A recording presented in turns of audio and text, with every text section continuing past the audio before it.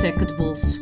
Uma conversa informal a três sobre a relação que estabelecemos com os livros. Uma ideia original de Inês Bernardo E José Mário Silva. Olá, bem-vindos ao Biblioteca de Bolso, um podcast sobre livros que se instalou de armas e bagagens numa sala do Fundão durante o Festival Literário da Gardunha, que decorreu entre 19 e 21 de junho. Foi lá que falámos com o convidado deste episódio, Joel Neto. Nascido em Angra do Heroísmo, em 1974, este açoriano de gema e grande sportinguista, eu tinha de dizer isto... Não quero mais sublinhar. Tornou-se jornalista e escritor em Lisboa, tendo regressado há alguns anos à sua Ilha Terceira, onde vive agora, na localidade de Dois Caminhos, Terra Chã. Sobre a experiência deste regresso às raízes, escreveu uma espécie de diário no livro A Vida no Campo, editado pela Marcador em 2016. No campo da ficção, publicou 3 romances, O Terceiro Cervo, Os Sítios Sem Resposta e Arquipélago, além de um livro de contos intitulado O Citroën, que escrevia novelas mexicanas. Olá, Joel, muito obrigada por teres aceitado o nosso convite. Muito obrigado pelo convite. E um dos livros que tu trazes é uma escolha açoriana. Trazes um livro de um teu conterrâneo, não da mesma ilha, não é? Porque ele é micaelense, mas o livro do João de Melo, O Gente Feliz com Lágrimas, que foi um livro importantíssimo quando apareceu nos anos 80, mas que hoje está meio como que esquecido, não é? De que forma é que te marcou este romance? Eu não tenho bem a certeza de que esteja esquecido pelos leitores, porque... Tem 20 e tal edições, não é? Tem 27 edições e tanto quanto sei... 27 pelo menos. E tanto quanto sei, as últimas 3 ou 4 são dos últimos 2 ou 3 anos. Eu referia mais em termos das pessoas que falam sobre ele. Sim, é verdade. E isso também deixa um pouco a nu o facto que não deve ser ignorado de que nem sempre o discurso público sobre livros em Portugal vai ao encontro daquilo que os leitores estão a ler. O que é bom em alguns casos, mas o que não é sempre bom. E creio que neste caso não é muito bom. É interessante, Zé Mário, tu teres começado a tua pergunta precisamente por dizer que o João de Melo é meu conterrâneo, mas não da mesma ilha. No que diz respeito ao Gente Feliz com Lágrimas, nós somos conterrâneos, ponto. Porque o Gente Feliz com Lágrimas, embora há pouco, nós estamos a falar na Gardunha, não é? Exato. Há pouco tivemos uma mesa redonda sobre literatura de fronteira e literatura de viagem. E é interessante no caso do Gente Feliz com Lágrimas, porque ele faz um pouco a transição da literatura de fronteira para a literatura de viagem, digamos assim. Eu distingo as duas no sentido em que na literatura de viagem está em causa, sobretudo, o destino individual. Trata-se de uma literatura de descoberta ou de redescoberta, de começo ou de recomeço, digamos assim, mas é eminentemente individual. No caso da literatura de fronteira, o que está em causa é um destino eminentemente coletivo, é uma literatura mais política, em que se trata de consolidar uma identidade, de dar um contributo para a consolidação dessa identidade, de dar um contributo para a defesa dessa entidade, dos ataques ou do assédio que lhe é feito exteriormente. E este contributo tornou a literatura dos Açores do pós-25 de Abril moldou-a de algum modo. Porque quando os Açores se tornaram autónomos, em 1976, não havia as afinidades que hoje existem, ou pelo menos parece que existem, entre as diferentes ilhas. Elas não se reconheciam a todas de igual modo e muito menos se reconheciam todas juntas como uma entidade só. E foi preciso, de algum modo, forjar essa identidade. Até certo ponto, forjar essa identidade. Isso foi feito de várias maneiras, com recurso a vários instrumentos, desde logo a autonomia enquanto instituição política, 9 portos e 9 aeroportos que permitiram às pessoas comunicar, circularem, uma estação de televisão regional, dependendo da RTP Nacional, a RTP Açores, que colocou as pessoas na casa, na sala de umas das outras à hora do jantar, uma universidade que permitiu aos açorianos estudarem na sua própria terra e nomeadamente estudarem, porque muitos deles não tinham dinheiro para virem estudar para o continente, e também uma literatura. O papel da literatura, à primeira vista, podia circunscrever-se a uma elite, digamos assim, a elite de leitores, mas na verdade a literatura foi, destas entidades todas, aquela que fez um esforço mais evidente para definir os contornos dessa identidade, como é próprio da literatura. E o livro do O Gente Feliz com Lágrimas, isto para dizer, isto que eu vou dizer agora, O Gente Feliz com Lágrimas, digamos que é um livro de transição. A literatura açoriana do pós-autonomia faz, muita dela, esse esforço de definição do que é o destino coletivo, da defesa da identidade coletiva, da defesa desse trajeto coletivo. O Gente Feliz com Lágrimas traz já uma inflexão, mesmo na própria obra do João de Melo, porque está em causa ainda um destino coletivo, mas também já está em causa o destino individual das diferentes personagens.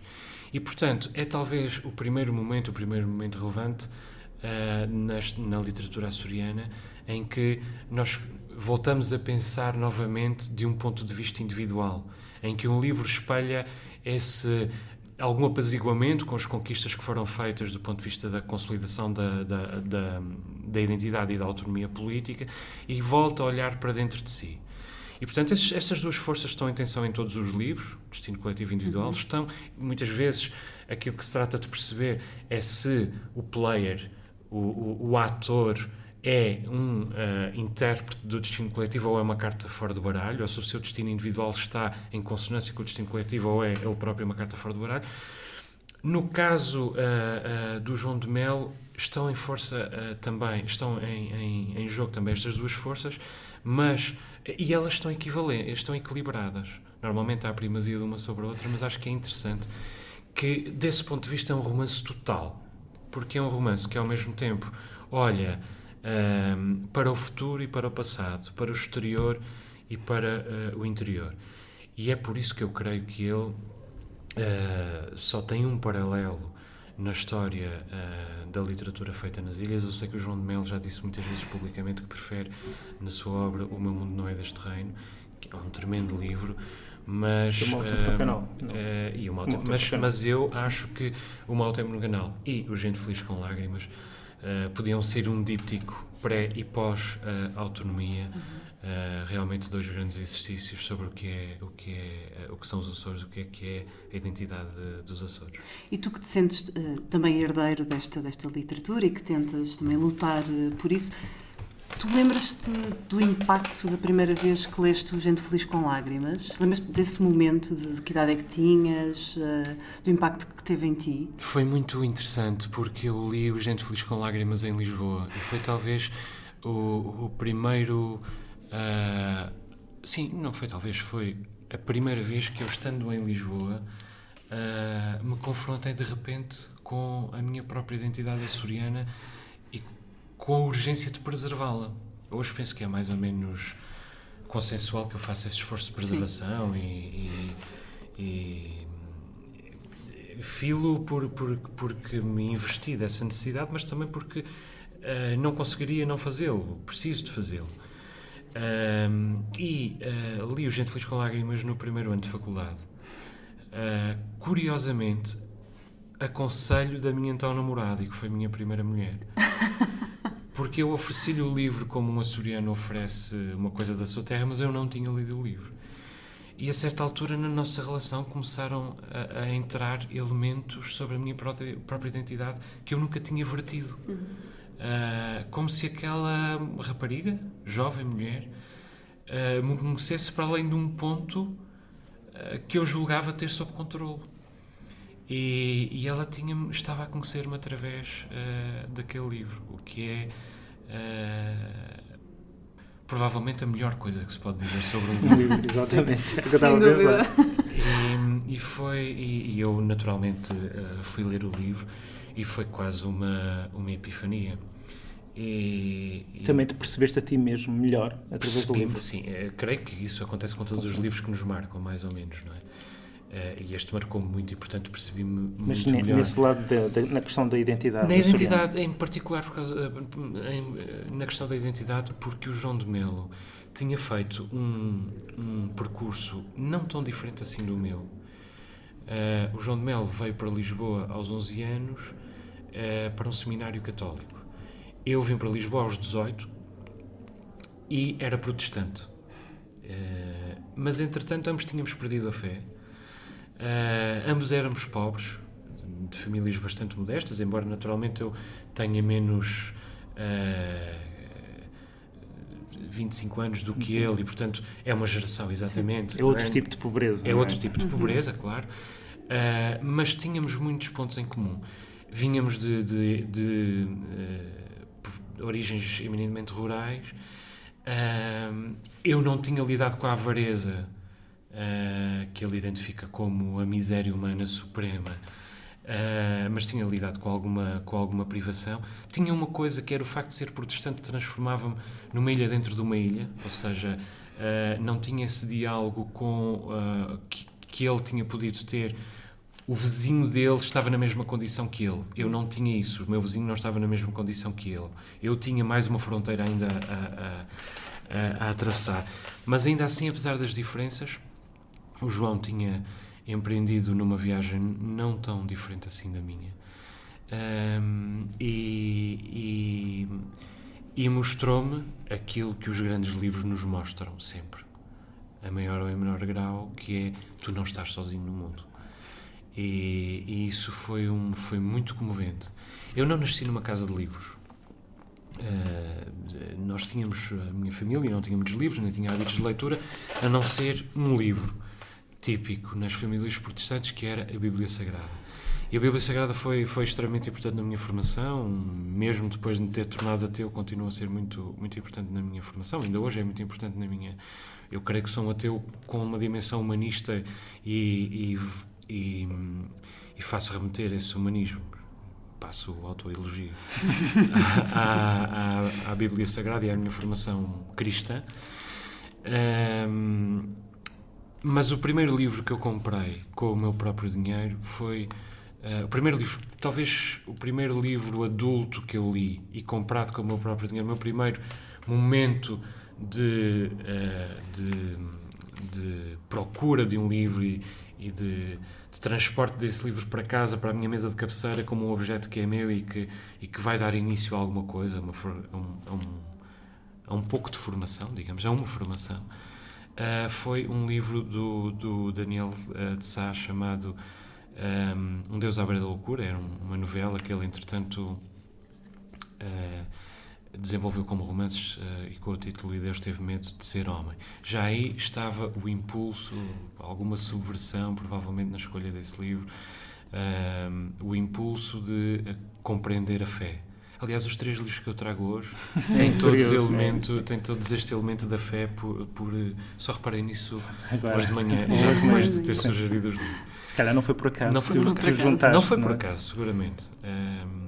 Agora, e depois li alguns livros açorianos, li, é evidente, livros de outras latitudes, comecei a ganhar alguma mundividência também através dos livros, ainda antes de ir para a faculdade, mas já tinha empreendido o caminho em direção à nossa identidade comum quando vivia nos Açores, já tinha empreendido o caminho em direção às outras identidades através dos livros, mas não tinha empreendido o caminho de regresso, e foi o meu primeiro regresso. E hoje o tema do regresso tem sido o tema de todos os meus livros, portanto eu creio que posso dizer que este livro é absolutamente central na minha formação, na minha vida. Na tua vida. E passando já para o segundo, que também é uma escolha, eu diria, açoriana, no sentido que é sobre uma grande baleia. E tem personagens açorianas. Mas o Moby Dick, que foi trazido por um dos convidados há relativamente pouco tempo, mas que é um livro que nós presumimos que mais gente vai trazer, mas que faz todo o sentido que um açoriano traga. O Moby Dick, estavas a falar da tua mundividência através dos livros. Quando é que a Moby Dick entrou na tua vida? Bem mais tarde. Embora eu me tenha tomado consciência da sua existência, li-o já passados alguns anos, já vivi em Lisboa, não sei, 4 ou 5 anos. E é um livro que eu, entretanto, reli, desde logo, porque o Moby Dick é o livro, não sei se alguma vez li um livro que tão evidentemente me fizesse, no final, colocar a questão: mas que raio é que isto quer dizer? E é um monte de coisas, é evidente. É um livro, é uma coleção de líricas, é um tratado de pesca da baleia, é uma tragédia, e é uma alegoria sobre o bem e o mal. E tudo isto junto é também um tratado sobre a ambiguidade, porque realmente é muito difícil dizer, determinar sobre o que é que Moby Dick é. E eu creio que não existe literatura se não existir a possibilidade de o mesmo texto ter várias interpretações. E não há nenhum romance que, para mim, tenha levado tão longe este jogo de ambiguidades como o Moby Dick. Nesse sentido, é quase um romance absoluto. Não é? É um romance absoluto. É um romance barroco. No entanto, o gênio barroco de Melville faz com que se sinta ao longo daquelas 600, depende da edição, 600, 700 páginas, que não está ali uma única página a mais. Nós só vemos, em algumas edições, Moby Dick, a baleia, ao fim de 500 páginas. E mesmo assim sentimos que nunca esteve ali uma página a mais. E isso é qualquer coisa de extraordinário. Mas a pergunta que tu me tinhas feito, isto era uma consideração marginal. Qual era a pergunta? Quando é que ela entrou? Mas depois disso. Já não sei. Já não sei. Interessa.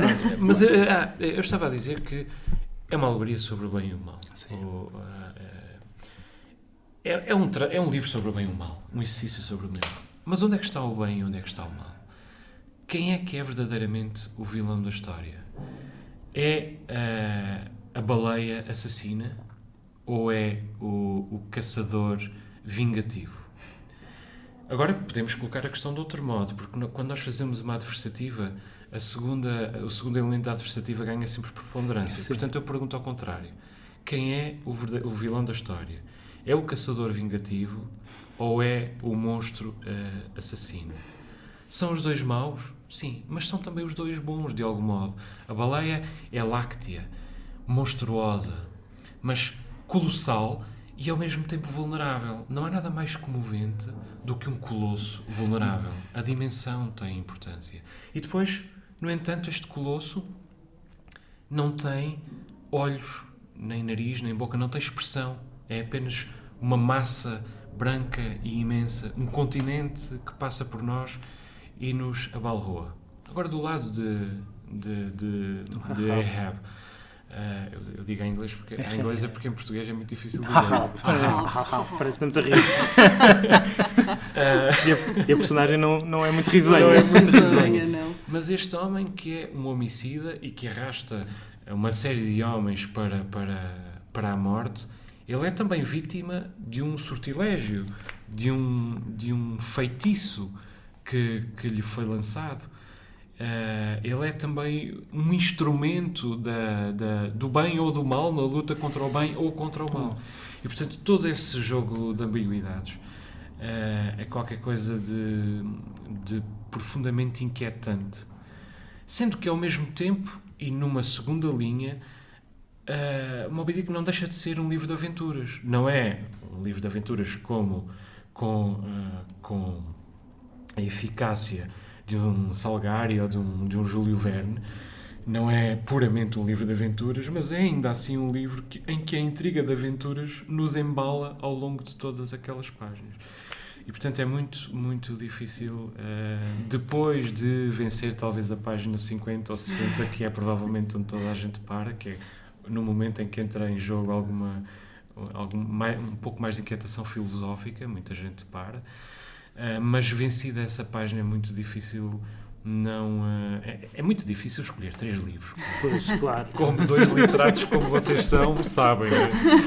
Mas este era um bocado inevitável, se calhar. Para mim era um pouco inevitável e será seguramente inevitável para muita gente. Eu sei que ainda sou uma outra pessoa que escolheu este livro, mas se calhar agora vou escolher todos estes livros. A outra pessoa foi o João Tordo, não é? Foi. Não deixa de ser interessante. Porque com quem estiveste agora numa das mesas. Mas além disso, sinto alguma afinidade com o João Tordo, alguma afinidade temática e alguma afinidade melódica com o João Tordo, embora tenhamos obras Estilos muito diferentes. distintas e estilos diferentes e percursos de vida diferentes.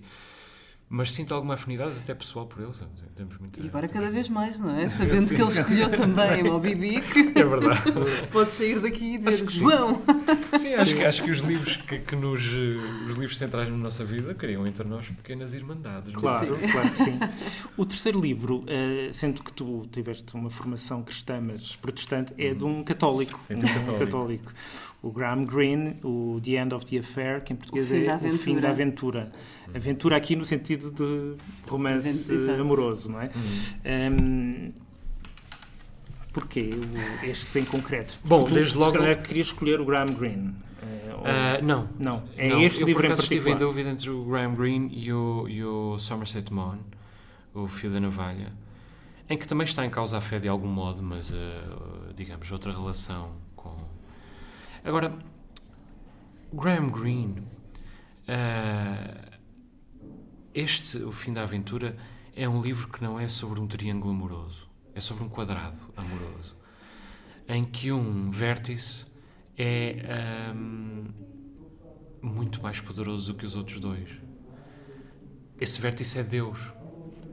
E essa injustiça, esse desequilíbrio, esse jogo sujo, o jogo sujo desse quadrado interessa muito, porque este livro faz parte da sequência, creio que é uma tetralogia. Posso estar agora errado, mas creio que são 4 livros do Graham Greene sobre a fé. E sendo um livro de um católico, Deus, não é? O Poder e a Glória. Sim, sendo um livro de um católico sobre a fé, é também um livro de um católico que de algum modo procura o ateísmo como solução para os labirintos da sua fé, mas se rende à evidência da existência de Deus. No entanto, é um Deus em quem é impossível não acreditar, mas de quem ao mesmo tempo é impossível gostar.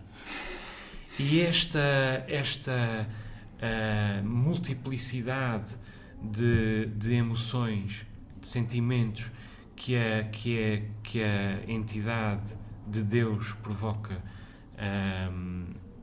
em Maurice Bendrix, mas em Graham Greene, é muito interessante. E ela é evidentemente em Graham Greene, porque é sabido que este livro é inspirado num episódio da história pessoal de Graham Greene. Ele também teve uma amante, enfim, não sei se teve mais alguma, mas teve uma amante em particular que perdeu quando a sua casa, a casa onde vivia, foi bombardeada durante o Blitz de Londres. Este livro tem uma outra característica absolutamente excepcional. Nós hoje em dia falamos muito do romance histórico e não sabemos distinguir o que é romance histórico do que é historicismo romanesco, digamos assim. É claro que este livro não é um romance histórico para Graham Greene, que o escreveu, grosso modo, na época. Mas nós, quando olhamos para o romance histórico contemporâneo, percebemos que ele evoluiu para o historicismo romanesco. Porquê?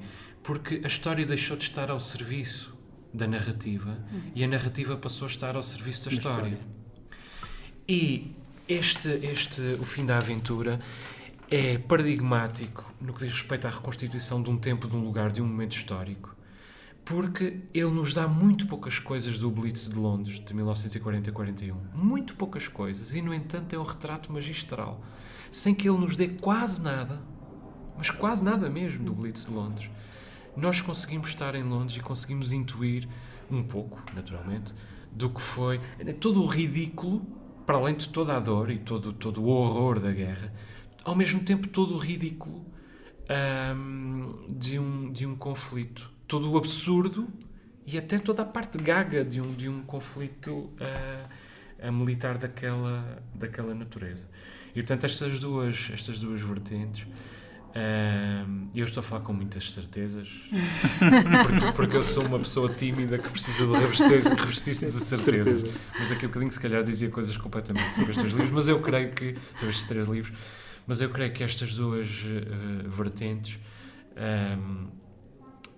a luta de um homem contra a sua própria fé, a rendição, mas não incondicional, à fé, e ao mesmo tempo esta tremenda habilidade do Graham Greene. Todos estes 3 livros têm O Gente Feliz com Lágrimas, o Moby Dick e O Fim da Aventura, têm ou arquiteturas ou recursos estilísticos muito especiais. No caso do Gente Feliz com Lágrimas, aquela polifonia, que é também um jogo de centros de consciência que a certa altura se cruza em discursos de uma personagem sobre outra personagem, mistura os centros de consciência. É um tico modernista muito interessante. O caso do Moby Dick é muito evidente. Eu já falei aqui também nos méritos dos seus recursos. No caso do Fim da Aventura, o modo como ele mistura as memórias do Maurice Bendrix com o diário de Sarah Miles, e o modo como ele transforma isso numa única narrativa sem que nós percebamos que houve uma costura. Todos estes 3 livros têm as costuras à vista, que também me interessa muito ver a visceralidade. Não só como leitor, mas também como escritor. Como escritor eu gosto disso, embora nem sempre consiga cultivá-lo, porque há um mérito nisso. Para ter as costuras à vista é preciso ou colocar ou saber onde estão as costuras, acabá-las e depois descarná-las novamente. É preciso fazer esse caminho de ida e de volta. E há uma depuração nesse descarnamento, não sei se existe esta palavra, posterior. Há uma depuração no modo como se transforma o livro numa coisa mais sanguínea e mais visceral. E todos estes 3 livros, por essas razões todas, creio que são exemplares para mim como leitor, mas também como autor, porque são 3 livros que me puxam para cima, que eu não conseguiria escrever. Eu não me diria nunca um livro que eu achasse que podia escrever. E eu sei que a conversa é como as cerejas, já que estamos no fundão, mas vamos ter de ir comer cerejas e acabar esta conversa. Recordar que Gente Feliz com Lágrimas, de João de Melo, tem 2 edições em Portugal, uma comemorativa dos 25 anos da sua primeira edição pela Dom Quixote, a 19,90€, e em versão livre de bolso da Bis, por 9,95€. Moby Dick, de Herman Melville, tem várias edições em português com preços entre os 13 e os 27€. Mas é muito importante a tradução do Jorge de Sena. Eu também. Peço desculpa, isso é o Fim da Aventura. Sim, muito importante sublinhar isso. Sim. Não te preocupes, está aqui O Fim da Aventura, Graham Greene, com tradução de Jorge de Sena. Muito importante. E edição de Dom Quixote, disponível em livro físico por 16,90€ e em e-book por cerca de 12€. Claro que poderão encontrar estes livros a preços mais simpáticos na Feira do Livro de Lisboa, que decorre esta semana, no Parque Eduardo VII. Se cruzarem connosco, e é uma probabilidade alta, não hesitem em cumprimentar-nos, nós teremos todo o gosto de vos conhecer. Para a semana estaremos de volta com mais um episódio, como é habitual. Até lá, sigam-nos nas nossas redes sociais, em facebook.com/biblioteca de bolso, e ouçam-nos através do SoundCloud, do iTunes, por subscrição RSS e na rádio online Rádio Lisboa. Joel, muito obrigada por teres vindo. Muito obrigado pelo convite. E para quem nos ouve, até para a semana com um novo convidado. Até para a semana.